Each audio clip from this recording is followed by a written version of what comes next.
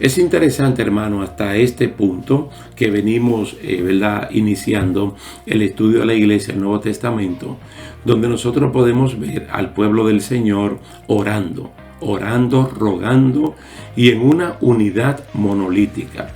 Y antes que cualquier cosa con respecto a lo que tomó Judas, a lo que hizo Judas, pueda romper esa unidad, entonces el apóstol Pedro, utilizando la palabra del Señor, uno de los salmos de David, entonces él procede a decir que esto estaba profetizado.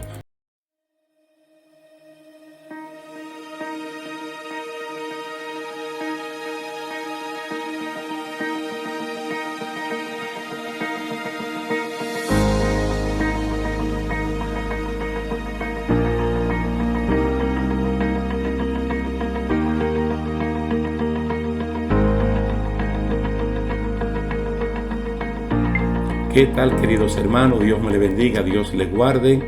Es un placer estar de nuevo con ustedes en la continuación de esta serie de estudios bíblicos, la Iglesia del Nuevo Testamento.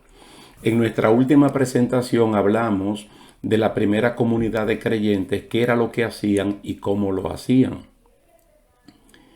Resaltamos en esa ocasión que físicamente ya Jesús no estaba con ellos y el Espíritu Santo todavía no se había manifestado como tal en el capítulo 2 del libro de los Hechos. Entonces vimos las cualidades principales de lo que el pueblo creyente estaba haciendo. El doctor Lucas resalta que ellos estaban bien unidos, ellos estaban orando, estaban clamando y estaban esperando esa manifestación del Espíritu Santo. Nosotros, al igual que ellos, en este tiempo debemos estar unidos, orando y esperando el arrebatamiento de la iglesia.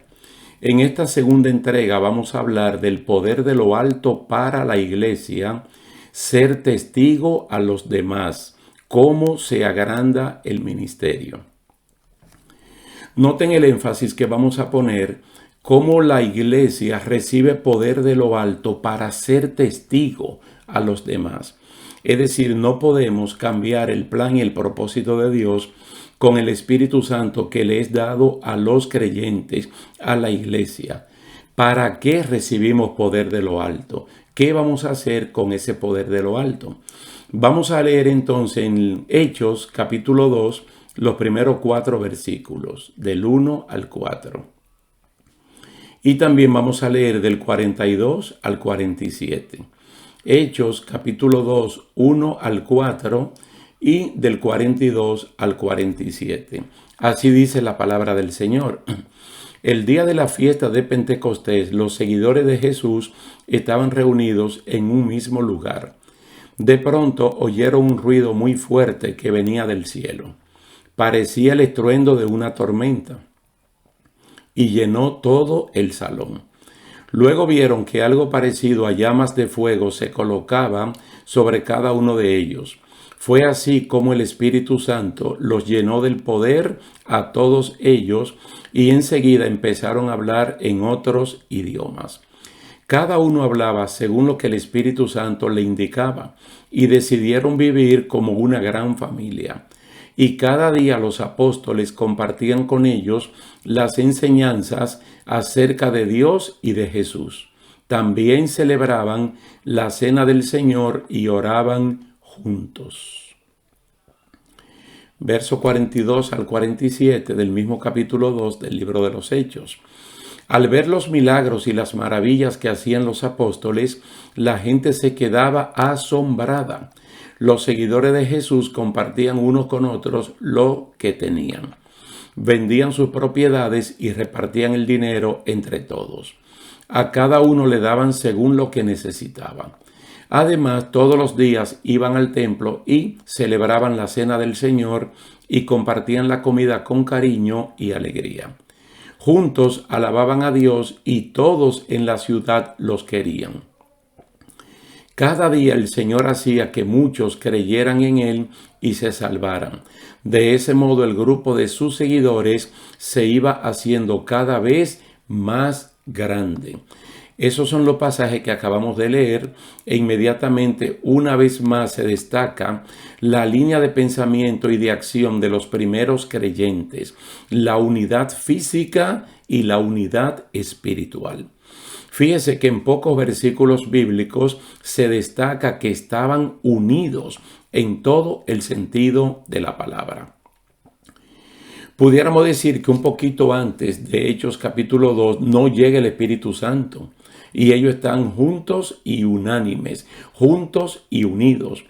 Han pasado 50 días de la muerte de Jesús y continúan con la expectativa de la llegada del Espíritu Santo como el Consolador prometido. Cuando el Espíritu Santo se manifiesta, los halla juntos, los halla unidos y en oración. Todos fueron llenos del poder de lo alto. Esta experiencia se parece a la de los hebreos que salieron de Egipto y cruzaron el Mar Rojo. En 1 Corintios capítulo 10 del 1 al 4 dice que todos pasaron y ninguno de ellos se quedó del otro lado, lo que significa que hay mucho poder en la unidad. Las personas de más renombre en aquel lugar, lógicamente, eran los 12 apóstoles. Ya ese colegio apostólico estaba completo con la elección de Matías como sustituto de Judas Iscariote, pero también estaba María, la madre de Jesús, y también estaban los hermanos de este, que eran 4 varones: Jacobo, José, Judas y Simón, y también varias hermanas, como muy bien se relata en Marcos capítulo 6, versículo 33. Entonces, el Espíritu Santo vino sobre todos, y no solo sobre el grupo de influencia o sobre el liderato de ese momento. Todos los discípulos presentes fueron llenos del poder de lo alto. Hechos capítulo 2 recalca bastante la palabra todos para dar a entender que no hubo diferencia ni discriminación en el repartimiento del Espíritu Santo como un don a cada uno de ellos. Una gran familia hablando lo que el Espíritu decide.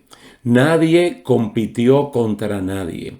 Nadie midió si hablaba uno más que otro o si el idioma de este era mejor que el de otro. Todos vieron una llama de fuego en forma de lengua que se posaba sobre la cabeza de cada uno. Uno veía la del otro y el otro veía la del uno. Todos comenzaron a hablar las maravillas de Dios en idiomas que antes no sabían, que no conocían.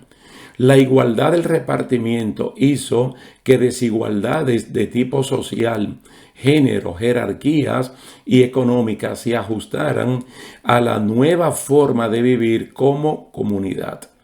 Emparejaron los niveles de vida vendiendo y repartiendo sus propiedades. Es muy importante hacer aquí hincapié en algo que posteriormente se escribe en Hechos capítulo 20, donde el apóstol Pablo dice algo en base a algo que Cristo dijo, pero que no está registrado en el Nuevo Testamento, de que es mejor dar que recibir. ¿Por qué es mejor dar que recibir? Porque uno tiene posibilidades, no tiene necesidades, y el otro que tiene necesidades, uno la puede suplir con lo que uno tiene.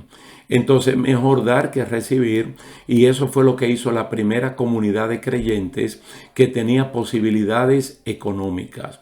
Eso fue repartir lo que ellos tenían entre aquellos que no tenían nada.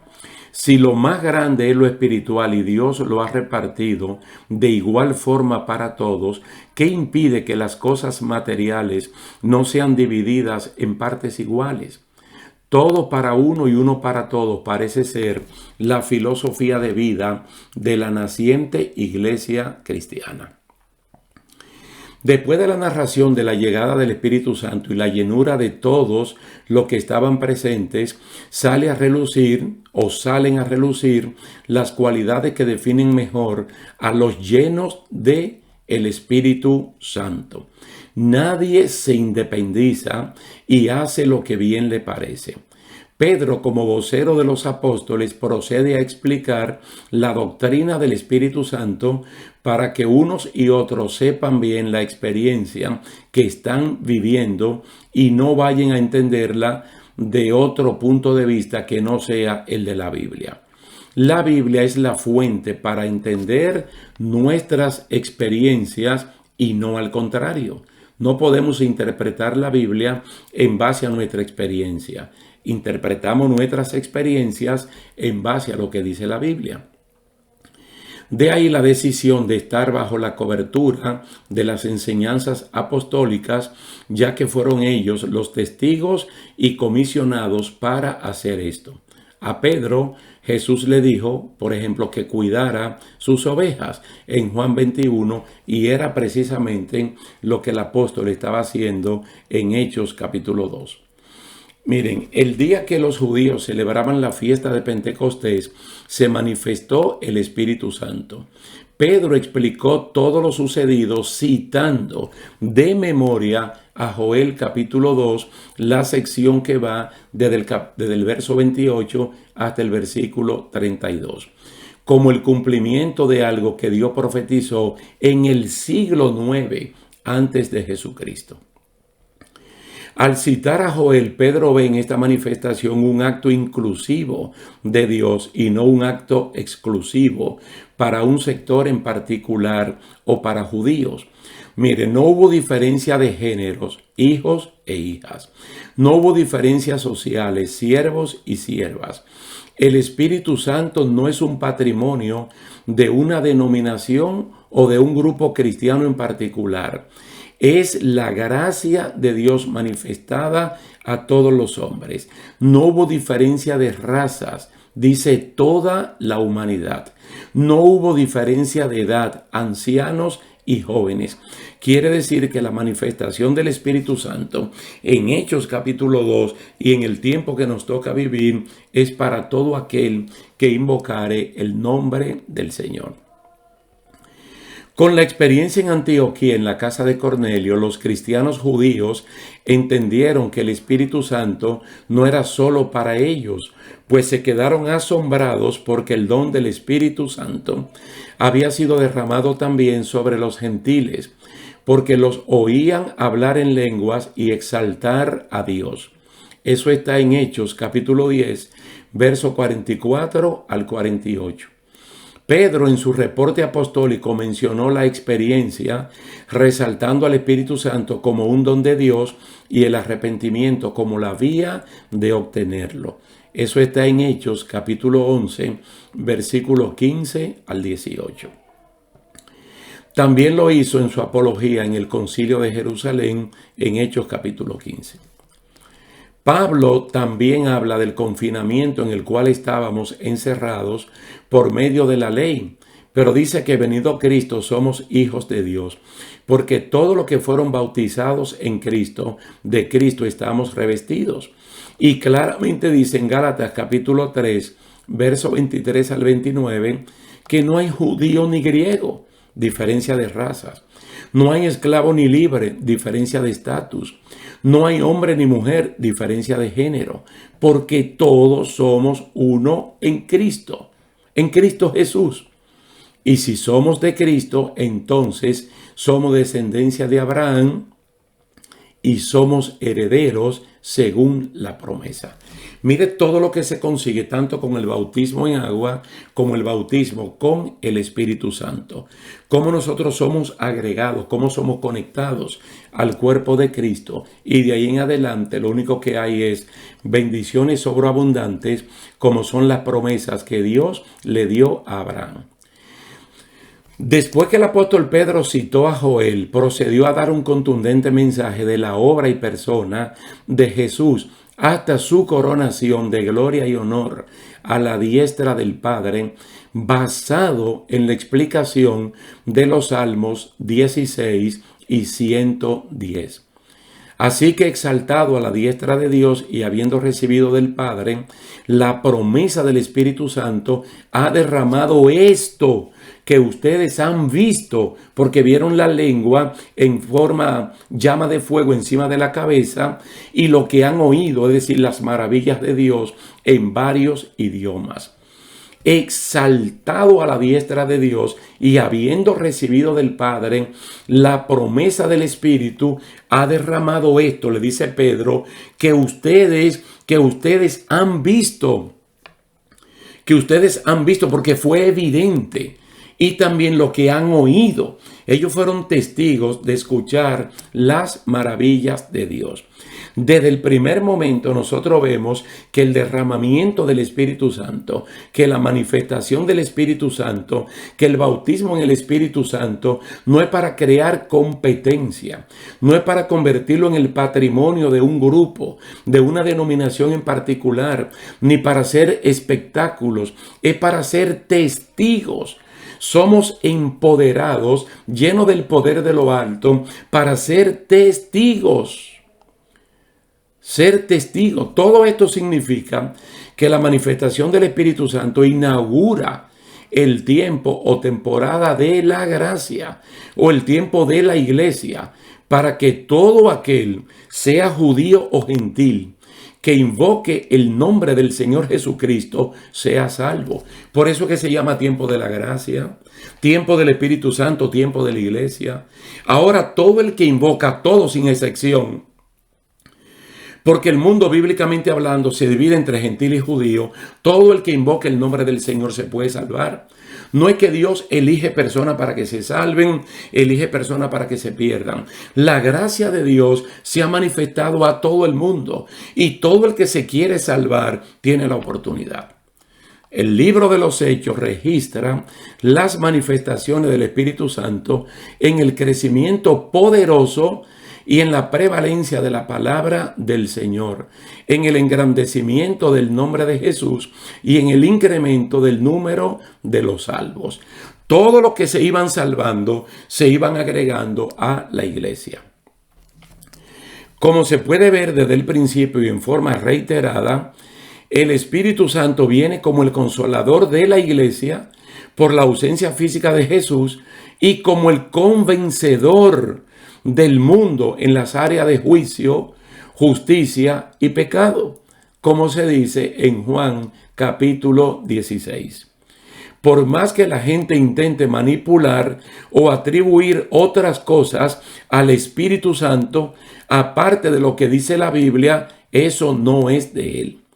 Una persona llena completamente del Espíritu Santo, que delineó su actuación a la luz de esa presencia, fue Jesús.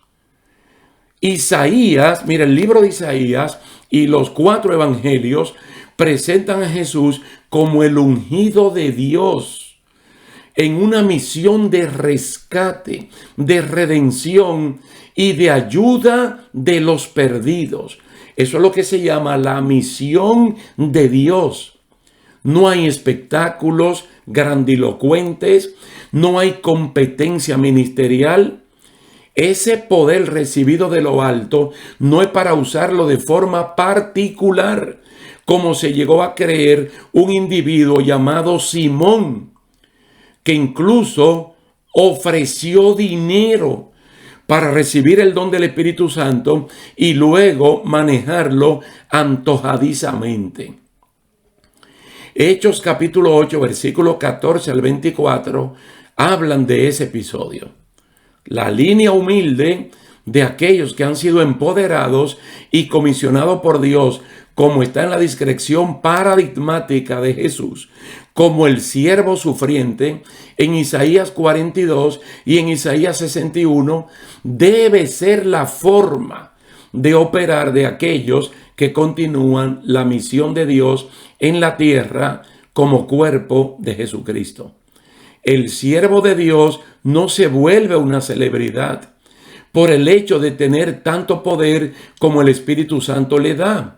Se hace más humilde y remite a Dios toda la gloria y toda la honra. En otras palabras, mientras más lleno del Espíritu Santo estamos, mientras más bautizados con el Espíritu Santo estamos, debemos ser más humildes, más mansos y darle a Dios toda la gloria y toda la honra. Y hacer como el apóstol Pablo, que cuando presentamos a Jesús, nosotros nos quitamos de ahí para que el nombre de Jesús sea engrandecido, sea glorificado y no el nombre nuestro. Mire, el tiempo de la gracia, que es el tiempo que nosotros estamos viviendo, cuando nosotros quisiéramos ubicarlo, por ejemplo, en la profecía de las 70 semanas, que hemos hablado muchas veces de esa profecía, pero que es de capital importancia para nosotros, tenemos que ubicar ese tiempo entre el cumplimiento de la semana 69, 483 años, y el cumplimiento de la semana 70, esos 7 años que faltan. Entonces, cuando Cristo muere en la cruz del Calvario, hasta que Él venga a buscar a la iglesia, estamos en el tiempo de la gracia, que es un tiempo de manifestación global del Espíritu Santo en esta entidad que se llama la iglesia, que en la iglesia cabe todo el mundo. Posteriormente, Dios va a tratar con el pueblo de Israel. Con el pueblo de Israel. La gracia de Dios es una alternativa a la ley mosaica. Hay una especie de gran paréntesis entre el transcurrir de la ley de Moisés y el trato de Dios con el pueblo de Israel para ampliarlo de forma masiva al mundo entero. En ese pasaje central que es Juan 3:16. Para llevarlo a una institución de mayor amplitud llamada la iglesia, que es una institución mucho más amplia que el pueblo de Israel. El pueblo de Israel y su gente son pequeños.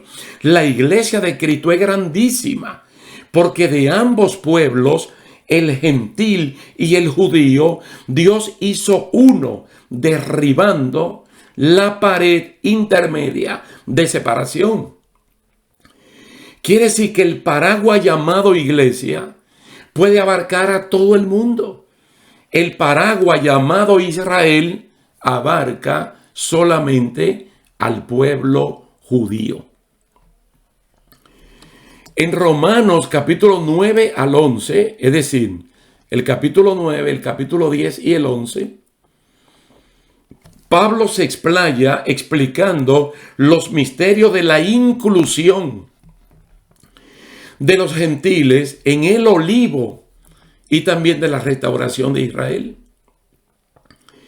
En el concepto de Israel como pueblo de Dios solo caben los judíos y aquellos prosélitos gentiles que se hicieron judíos. En el concepto iglesia cabe todo el mundo. Como acabo de explicarles según Efesios capítulo 2. Porque de ambos pueblos, judío y gentil, Dios ha hecho un solo pueblo que se llama iglesia. ¿Cómo se manifiestan los miembros de la iglesia? Según 1 Corintios capítulo 1, versículos 1 y 2, el señorío de Cristo. Cuando la persona confiesa el señorío de Cristo, es parte de la iglesia. Y según 1 Corintios capítulo 12, solo se confiesa a Jesús como Señor y Salvador por el Espíritu Santo. Porque el Espíritu Santo no busca glorificarse Él, sino que el receptor del Espíritu Santo glorifique a Cristo como el Señor y Salvador de su vida, sea un judío o sea un gentil. Todos los miembros de la iglesia deben ser parte de esa iglesia unida y en crecimiento sólido, estable, y evitar el movimiento de estar moviéndose de una congregación a otro, salvo algunas excepciones. Físicamente, la iglesia debe estar unida. Espiritualmente debe estar unida, recibiendo la misma enseñanza doctrinal y promover confraternidad en lo social y en lo espiritual. La conformación de la iglesia es de gente elegida, llamada, redimida y santificada en Cristo Jesús, como lo explica Pablo en el capítulo 1 de la carta a los Efesios. La unidad visible de los creyentes es una causa motriz para ganar nuevos creyentes para el reino de Cristo, según Juan 17. Mire, las deserciones, los desórdenes en el culto, las contradicciones, las divisiones, los pleitos, las contiendas, los malos testimonios, alejan potencialmente a personas que pudieran venir a los pies de Cristo. Incluso según 1 Corintios capítulo 14, versículo 23, hay incrédulos que pueden ser parientes nuestros, vecinos o amigos, que en una congregación pueden llegar a creer que es un manicomio por el desorden allí manifestado. Nosotros, si hemos sido empoderados por el Espíritu de Dios, debemos ser personas ordenadas, porque nuestra mente ahora está sujeta al Espíritu Santo. Mantenerse unido y ser parte de la iglesia y ser militante de la fe tienen relación con la venida de Cristo. Mire, los que se alegran de ir a la casa de Dios remontan todos los obstáculos, todas las dificultades que a otros les impiden asistir. Ir a la iglesia para orar, para cantar, para escuchar la palabra de Dios, para tener compañerismo con los hermanos es tan beneficioso que dice la palabra en el Salmo 84 y en el Salmo 133 que Dios envía salud y envía vida eterna.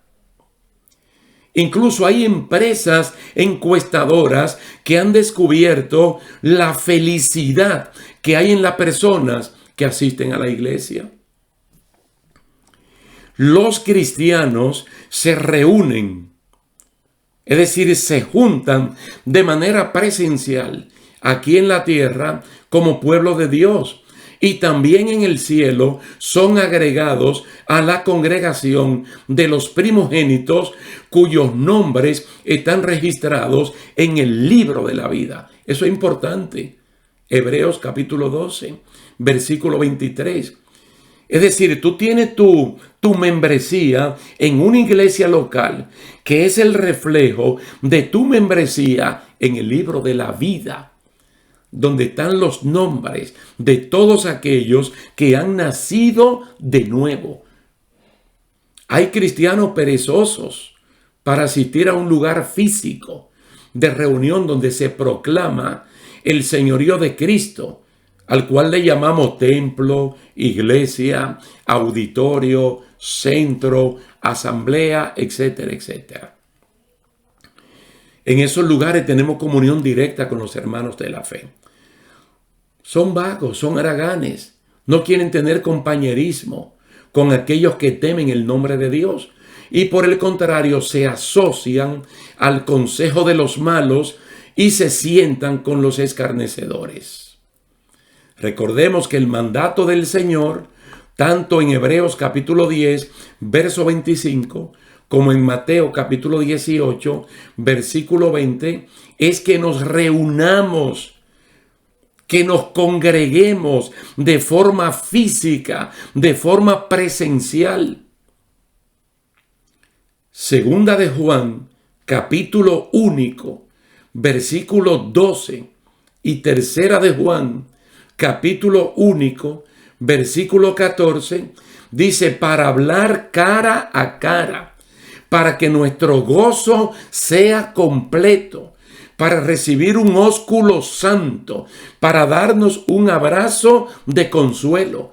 Así estaba de unida la primera comunidad de creyentes en Hechos capítulo 1 y en Hechos capítulo 2. Debemos exhortarnos mutuamente para reunirnos. en nuestras congregaciones locales, porque el día del Señor se acerca. Ese es el consejo de Hebreos capítulo 10, versículo 25. Cuanto más veis que el día del Señor se acerca, más debemos congregarnos. Porque los 120 estaban congregados y ese día fueron todos llenos del Espíritu Santo. Bendito y alabado sea el nombre del Señor.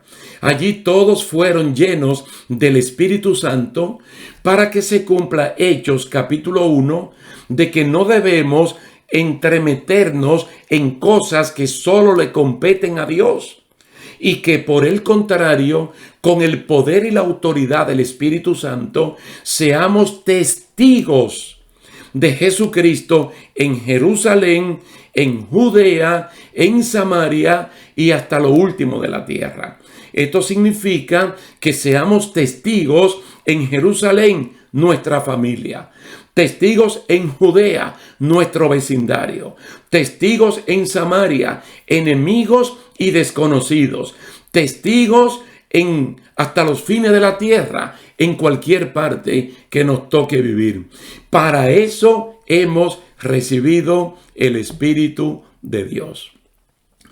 Vamos a dejarlo hasta aquí, queridos hermanos, dándole la gracia, la gloria y la honra al Señor, y esperamos tener la oportunidad de vernos en una tercera parte de esta serie de estudios bíblicos, la Iglesia del Nuevo Testamento. Dios le bendiga, Dios le guarde y hasta la próxima.